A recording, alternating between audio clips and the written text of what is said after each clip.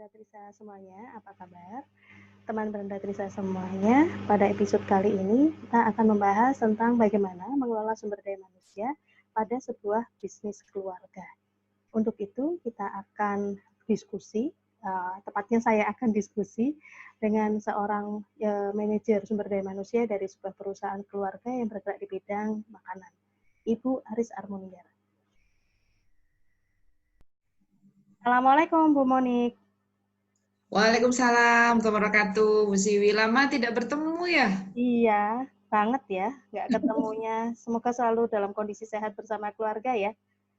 Amin, itu yang terpenting sekarang ya Bu Siwi ya. Betul. Baik, Bu Monik, matur nuwun atas kesediaannya untuk sharing pada Brenda Trisa. Ini kayaknya udah yang kedua ya Bu Monik ya? Alhamdulillah diberi kepercayaan lagi sama Bunda Trisa ini, yang Iya, kedua. iya. Bu Monik, kali ini saya akan pengen tahu nih dari Bu Monik yang saat ini menjabat sebagai seorang human resource manager di sebuah perusahaan keluarga. Karena ini muncul ada banyak sekali pertanyaan-pertanyaan dari teman-teman yang dititipkan pada saya yang terkait dengan bagaimana mengelola sumber daya manusia. Nah, ada sekian pertanyaan nih Bu Monik. Baik, saya mulai yang pertama ya. Yang Semoga bisa jawab saya ya. Insya Allah bisa. Yang pertama begini, karena sekarang Indonesia sedang mendapatkan bonus demografi di tahun 2020, di mana para pekerjanya banyak yang generasi milenial. Bagaimana sih menurut pandangan Bu Monik tentang kecenderungan perusahaan saat ini memperlakukan generasi milenial pada sebagai tenaga kerjanya begitu? Monggo Bu Monik. Baik.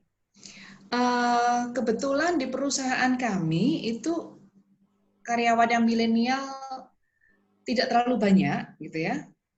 Yang lebih banyak adalah generasi-generasi yang sudah sepuh gitu, yang usianya sekitar 40 tahun ke atas, bahkan 50 tahun ke atas, itu jauh lebih banyak. Generasi Tapi ada yang lebih banyak gitu ya, masih belum generasi baby boomersnya lebih banyak. Ya. Tapi ada di satu divisi kami, yaitu divisi marketing communication, itu isinya anak muda semua, Bu Siwi. Nah, bagaimana kita bisa menyikapi mereka, bagaimana kita memperlakukan mereka, yang namanya anak muda, generasi milenial, maka mereka akan lebih senang ketika mereka harus berhadapan dan bersentuhan dengan digitalisasi. Nah, maka tugas-tugas mereka banyak dikerjakan secara digital. Nah, gitu. Jadi tugas-tugas mereka itu dikerjakan secara digital atau sistem pekerjaannya mereka itu disistem dengan memakai cara digital. Karena kemudian itu yang kedua adalah banget ya kayak itu kan lekat sama mereka banget gitu ya. Betul. Jadi apakah ada perubahan? Ada. Misalkan ketika kita biasanya lebih banyak menjual dengan cara offline, maka dengan masuknya generasi-generasi milenial itu kita punya akun IG, lalu bagaimana penjualan kita itu sekarang jauh meningkat justru di ranah online. Bagaimana mereka bisa memake up, memoles, membuat website yang bagus, lalu tampilan IG yang menarik dan lain sebagainya, lalu bagaimana mereka mengemas iklan dengan baik, itu mereka banget dan mereka sangat amat bisa diandalkan. Lalu yang paling menonjol dari mereka adalah pergunakan telinga kita. Jangan bosi di depan mereka.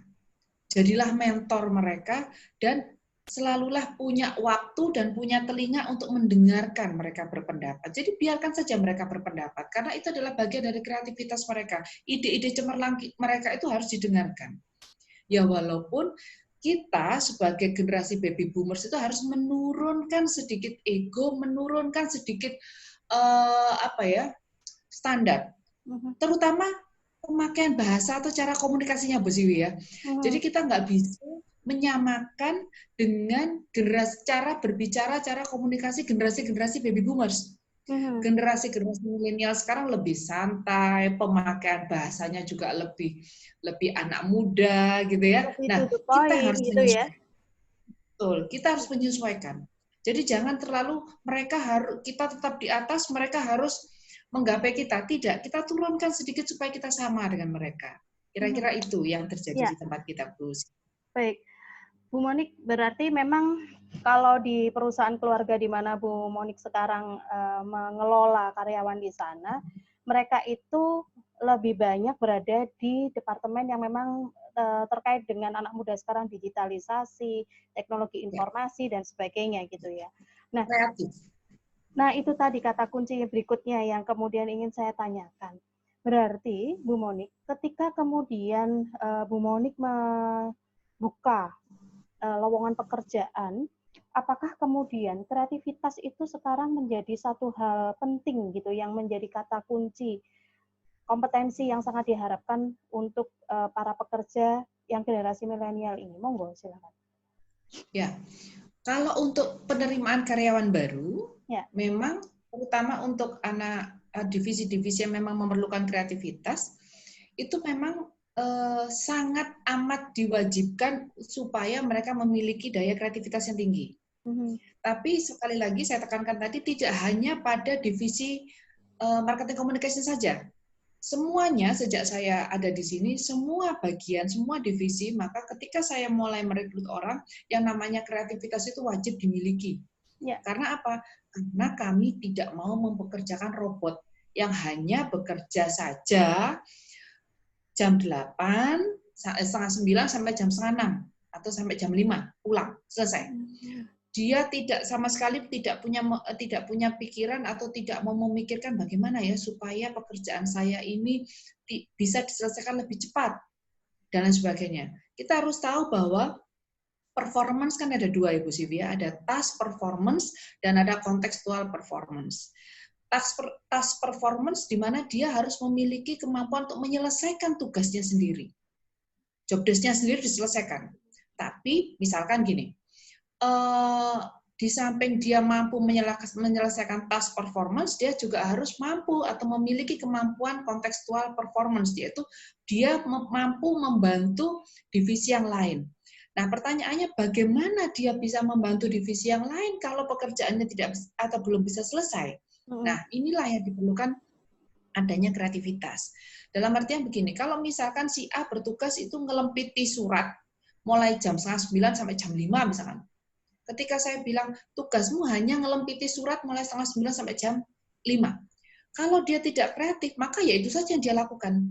Dia tidak pernah berpikir, gimana caranya supaya tugas mulai jam 8:30 sampai jam 5 bisa saya selesaikan selama 2 jam. Sisanya, saya bisa mengabdikan diri saya, mengkaryakan diri saya, membantu karyawan yang lain. Karena itu kan juga masuk ke KPI ya, Bu Sivia, itu masuk ke tim. Nah, oleh karena itu, di sini kita semua sudah pasti paham bahwa inovasi itu merupakan perwujudan dari kreativitas. Oleh karena itu, memang ketika orang itu menuju ke inovasi, dia harus kreatif dulu, punya ide-ide cemerlang. Lah, lahirnya ide-ide cemerlang tadi, itu bisa didapat dari sistem ATM kan, Bu Siwi ya? Amati, tiru, baru setelah itu modifikasi, kan gitu. Nah, oleh karena itu, ketika pertama kali mereka mendaftar atau kita melakukan wawancara, disitulah kita menggali. Apa yang kamu tahu atas task ini atau job desk ini, tugas ini, lalu apa yang akan kamu sumbangkan di sini. Nah itu, pokok penting yang selalu saya tanyakan, apa rencana kamu kalau saya atau kamu menduduki posisi ini. Nah disitulah kita bisa tahu anak ini punya kreativitas atau tidak. Itu kira-kira Bu Siwi. Iya. Jadi sebenarnya Bu Monik, kalau kreativitas itu sebenarnya tidak harus pada suatu posisi tertentu, tapi semua pekerjaan itu menuntut kompetensi itu ya. Karena kreativitas itu lekat dengan bagaimana cara kita melakukan pekerjaan.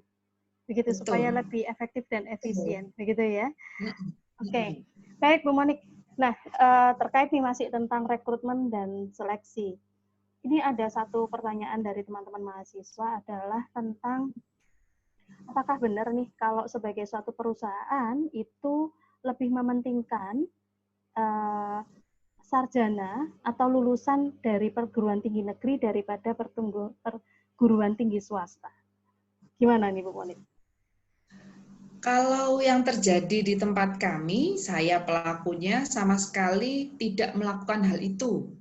Memang saringan awal yang kami lakukan adalah IP, gitu ya, nilai.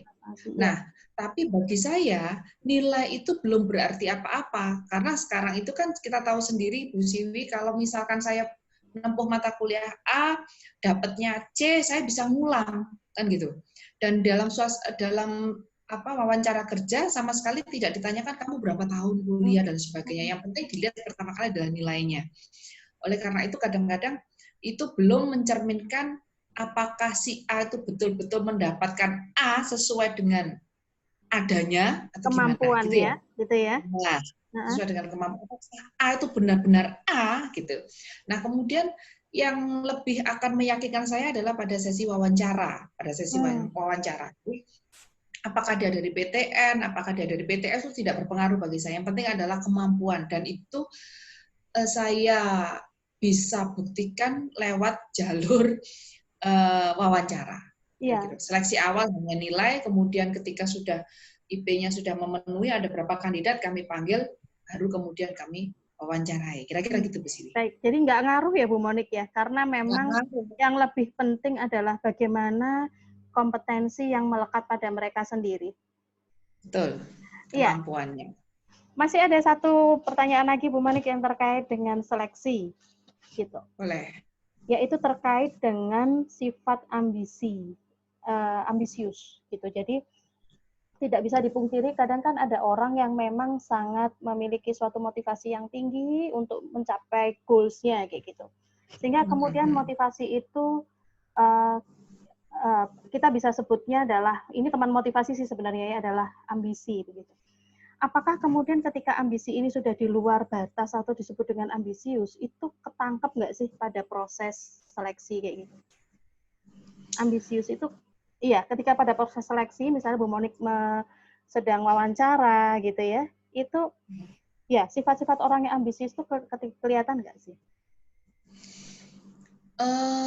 Selama pengalaman saya kelihatan Bu Siwi ya. Oh. Karena ketika saya menseleksi mereka, saya campurkan antara kemampuan saya di bidang SDM, di bidang pengenalan orang, plus ada sisi psikologinya sedikit.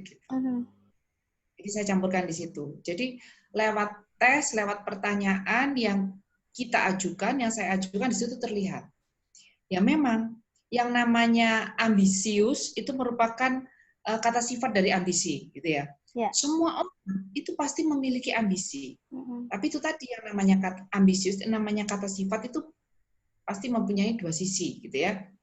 Memiliki dua sisi. Ada sisi positif dan ada sisi negatif.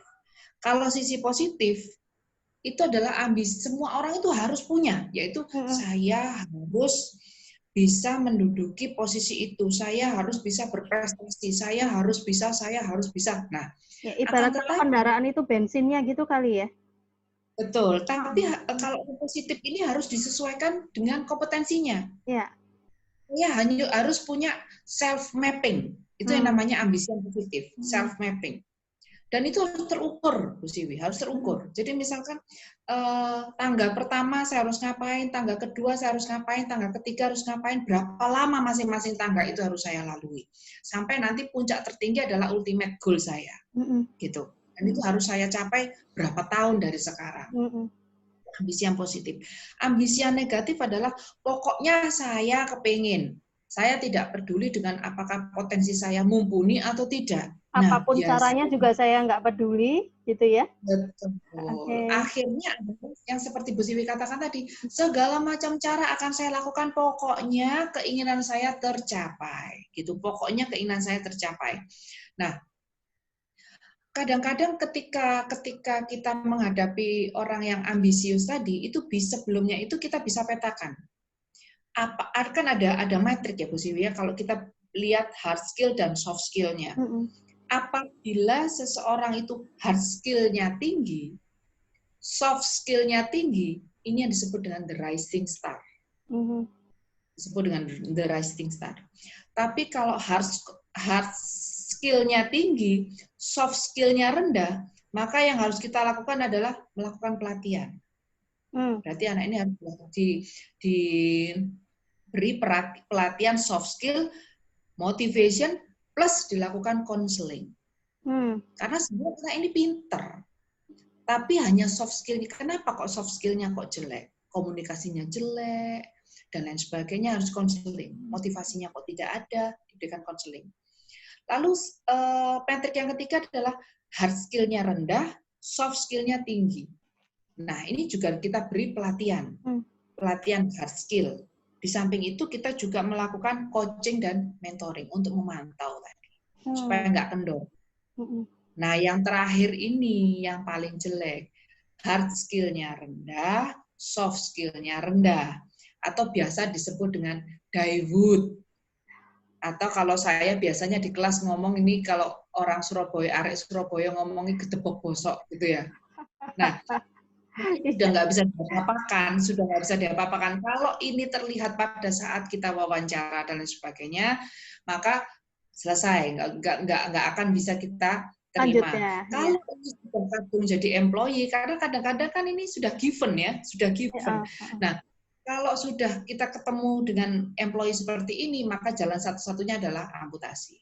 Karena ini sangat tidak efisien. Dia apa-apakan gitu ya. Dan akan jadi toksik bagi teman-temannya ya. Hati-hati dengan toxic employee. Mungkin suatu saat kita harus ngomong tentang toxic employee ya, Bu Siwi ya. Itu penting sekali. Oke. Employee ini bisa mempengaruhi atau mengganggu jalannya atau proses produksi pada suatu perusahaan. Kira-kira. Oke. Baik, Bu Monik. Jadi tadi jadi berkembang kemana-mana tadi ya pertanyaannya, mulai dari proses rekrutmen, lalu seleksi dan sebagainya.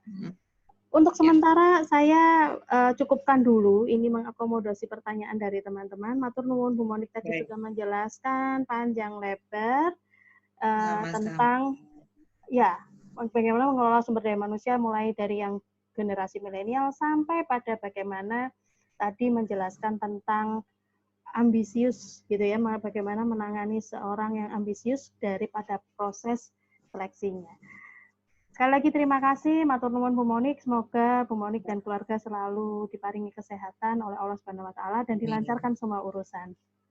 Amin, amin ya rabbal alamin. Terima kasih Bu Siwi atas kepercayaannya, sampai ketemu. Assalamualaikum warahmatullahi wabarakatuh. Waalaikumsalam warahmatullahi wabarakatuh.